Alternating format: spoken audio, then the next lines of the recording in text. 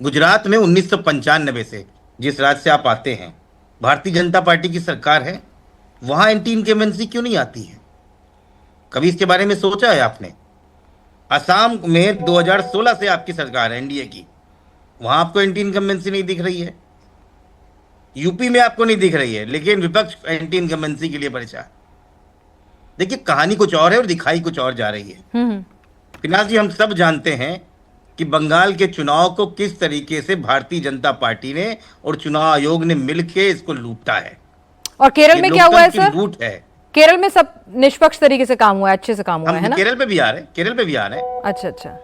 आप मुझे ये बताइए कि किस जगह पर एक साथ 90 लाख वोटों को नाम हटा दिया जाता है, और कौन सा ऐसा राज्य है पूरे देश में जिसमें 27 लाख नामों पे ये कहा जाता है कि ये सिंपल डिस्क्रिपेंसी की वजह से ये वोट नहीं आपको देंगे? पता है ना, जहां एसआईआर कोई में नाम कटे हैं उसमें टीएमसी की जीत भी हुई है, ये मेरी मालूम है बात आपको? सुनिए, मेरी बात सुनिए ना। ये बात ठीक है। टीएमसी की जीत 80 जगह पे हुई है, 200 जगह भारतीय जनता पार्टी की है। किस जगह पर कोई भारतीय जनता पार्टी का पूर्व लोकसभा सांसद हुमायूं कबीर जैसे जाके राम मंदिर और बाबरी मस्जिद का मसला उड़ाता है? कौन है ये? देखिए, ये जिस तरीके से भारतीय जनता पार्टी ने काम किया है वहां पर बंगाल में, नहीं, ये आपको सबको है। नाराजगी किस बात और से वो है कि वही, उन्होंने चुनाव पोलराइज किया, हिंदुत्व की बात की? मतलब अगर दीदी बात करें तुष्टीकरण की तो ठीक है ना, अगर बीजेपी अगर क्यों? हिंदुत्व की बात करे तो गलत? नहीं, हमने ये कभी नहीं कहा। धर्म की राजनीति क्यों करते हैं? अच्छा अच्छा। हिम्मत हो ना तो बात करे जाके, डेवलपमेंट में बात करे जाके। अच्छा अच्छा। जब जाके शुभेंदु अधिकारी खुद कहते हैं कि हम उसका साथ लेंगे जिसने मेरा साथ दिया है, हम्म। हमको मुसलमानों का वोट नहीं चाहिए, रोहन जी, हमको इसका वोट कैसे नहीं भरोसा चाहिए। करें कैसे मुख्यमंत्री पर कि वो सबको साथ कैसे लेकर बंगाल चलेगा, की जो 10 सीधे अपने करोड़ की कैंपेन में जनता एक कहता ऐसे है? व्यक्ति ठीक है, पे। आप ही का सवाल लेके जा रही हूं, जो सीधे अपने कैंपेन में कहता है जो हमारे साथ हम उसके साथ, कोई सबका साथ सबका विकास नहीं। क्योंकि पिनाजी लड़ाई जो है तुष्टीकरण के खिलाफ है। मैंने पहले भी कहा, आशुतोष जी यहाँ पे कहते हैं कि भाजपा के राज्यों में, अरे क्योंकि भाजपा की सरकार समझती है, संवेदनशील है।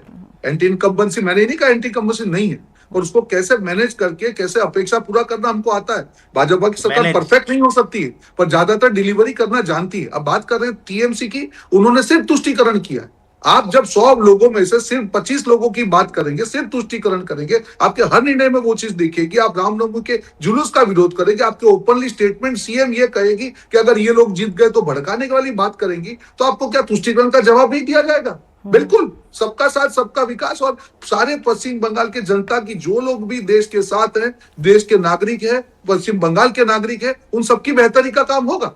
जो भी केंद्र की योजनाएं होती है, आज तक उसका लाभ टीएमसी की सरकार में पश्चिम बंगाल के लोगों को नहीं मिला। और आपको मैं बताना चाहूंगा कि आयुष्मान भारत योजना के करीब 22% जो लाभार्थी हैं वो मुस्लिम समाज से है। उससे कोई प्रॉब्लम नहीं है। जो भड़काने की बात है, जो तुष्टीकरण की बात है, सिर्फ विरोध उसका है। और उसका विरोध हम नहीं, पूरे पश्चिम बंगाली जनता ने आपको आईना दिखाया कि भैया आपने तुष्टीकरण के चलते देश राज्य की क्या हाल की, और उसके कारण ही आज हाल हुआ है।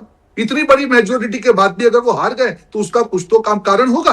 दूसरी बात, बड़ा मुद्दा था महिला सुरक्षा का, एक महिला सीएम होने के बावजूद भी आप महिला सुरक्षा नहीं कर पाए। और हर बार एक पिनाजी मुद्दा आता था डिबेट में, कह रहे 2000 रुपए देखिए महिला के खाते में डाल दिया इसलिए भाजपा जीत गई। आज वो भी नहीं किया कि वो एक मुद्दा हो सकता है, पर एकमात्र मुद्दा नहीं हो सकता है। ठीक है। हम महिलाओं के मुद्दे को सिर्फ 2000 से जोड़ के उनका अपमान नहीं कर सकते। ये हम सबको समझना पड़ेगा, हर राजनीतिक पार्टी को समझना पड़ेगा। ठीक है। स्वयं प्रकाश पुरोहित जी भी इस वक्त जुड़ चुके हैं। स्वयं प्रकाश पुरोहित जी, दीदी के लिए तो कहा जाता है कि वो जितनी अच्छी गवर्नेंस देती हैं उससे कहीं ज्यादा वो, जिसे कहते हैं ना, विपक्ष के नेता के तौर पर बिल्कुल सरकार को साध के रखती हैं। तो अब आप लोगों के ऊपर भी जिम्मेदारी है कि भाई इनको एक थंपिंग मेजोरिटी, एक बड़ा मैंडेट मिला है, तो फिर आप लोग सबसे ज्यादा चेक एंड बैलेंस से क्या कहेंगे? भाई सबसे पहले कौन सा काम पूरा करें?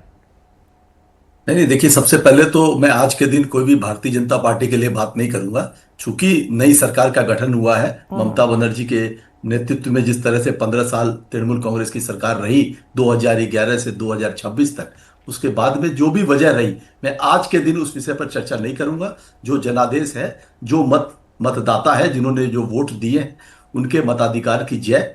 और पश्चिम बंगाल में स्वयं हम प्रकाश चाहते पुरोहित जी, हैं मैं आपको बधाई देती हूं कि चलिए कम से कम आपने ये बड़ा दिल, आपने ये राजनीतिक परिपक्वता दिखाई, क्योंकि दीदी तो इस्तीफा देने से इनकार कर रही थी। ये हमने वो तस्वीरें भी देखी थी जब लेफ्ट का किला उन्होंने भेज दिया था। तो जब रिजल्ट और रुझान आने शुरू हुए थे तो खुद उस वक्त सीएम जो हैं वो राजभवन गए थे इस्तीफा सौंपने के लिए, और दीदी की ताजपोशी में शामिल भी हुए थे। और एक तरफ दीदी हैं तो आपने ये नहीं, परिपक्वता दिखाई, ये मैच्योरिटी दिखाई, इसके लिए आप बधाई के पात्र हैं कि इंडिविजुअल स्तर पर आई मस्ट अप्रिशिएट। जी नहीं, देखिए देखिए 2023 में महाराष्ट्र के अंदर में शिवसेना का केस आप देखिए, उसके अंदर में फ्लोट टेस्ट में उनको हरा दिया गया था। सुप्रीम कोर्ट ने क्या कहा था कि उन्होंने रिजाइन कर दिया, इसलिए हम सुनवाई नहीं करें।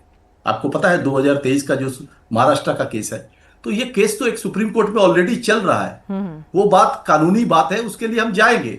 मगर जो सरकार बनी है, उस सरकार ने जिस तरह से पिछले 4 तारीख से आज 9 तारीख है, इतने दिनों में जो हिंसाएं हुए हैं पश्चिम बंगाल में, जितनी हत्याएं हुए हैं, जितने लोगों को घरों से बेघर कर दिया गया है, कम से कम उनको रिस्टोर करें, उनकी अकाउंटेबिलिटी तय हो, भय मुक्त वातावरण हो पश्चिम बंगाल में, जिनकी इन्होंने लॉ एंड ऑर्डर की बात की थी, मगर 4 तारीख के दोपहर के 12 बजे बाद से भय मुक्त नहीं रहा। और दूसरी तरफ जो इन्होंने वादे किए, लक्ष्मी भंडार जो दीदी देती थी, गरीबों के खाते में जाते थे, करीब 2 करोड़ 32 लाख लोगों के खातों में जाते थे, तो इन्होंने अन्नपूर्णा भंडार का वादा। ठीक है, तो सबसे पहले आपकी डिमांड क्या है, क्या पूरा करें? सबसे पहले लॉ एंड ऑर्डर सुधारें, सबसे पहले घुसपैठियों को भेजें, सबसे पहले लक्ष्मी जो दीदी की योजनाएं थी उनसे जो इन्होंने वादे किए हैं दुगना तिगना पैसा देने के, वो दें।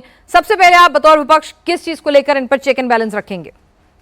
देखिए गृह मंत्रालय की जिम्मेदारी तो शुभेंदु अधिकारी की नहीं है, बॉर्डर की जिम्मेदारी शुभेंदु अधिकारी की नहीं है, वो आज भी अमित शाह की है, तो उसके लिए तो बात ही नहीं है। नहीं भाई, जमीन मुहैया करानी है, सपोर्ट देना है, पोरस बॉर्डर है पश्चिम बंगाल से, जब तक सहयोग नहीं देंगे। देखिए पहले यही कहते थे ना कि दीदी सहयोग नहीं दे रही है, इसीलिए ये सब हो रहा है, तो अब तो एक्सक्यूज ही नहीं बचा इन लोगों के पास। 3000 रुपए आपने जो वादा किया है वो दीजिए। ठीक है, आप जो बात सुनना चाहती है मेरे मुंह से, तो आप स्वास्थ्य साथी कार्ड जिससे 5 लाख रुपए का गरीबों को मुफ्त इलाज मिलता था, वो आप अगर उनको, आपको तो नाम बदलना है, रंग बदलना है, आप बदलेंगे, आपकी सरकार है, आप बदलेंगे, आप उनको बदल के कम से कम वो सेवाएं न रोके जो सेवाएं ममता बनर्जी की सरकार में दी जा रही थी। युवाओं को जो महीना में पैसा दिए जा रहे थे, जो दीदी ने चालू किया था युवा साथी प्रकल्प के माध्यम से, कन्याश्री, रूपोश्री, 94-95 प्रकल्प पश्चिम बंगाल सरकार के डायरेक्ट महिलाओं के जाते थे, किसानों बंधुओं को जाते थे, किसानों के लिए बात होती थी। तो मैं चाहूंगा कि उसमें और बेहतर करें। आप अच्छा करें ना, कौन मना किया है? कौन मना कर रहा है? ठीक है,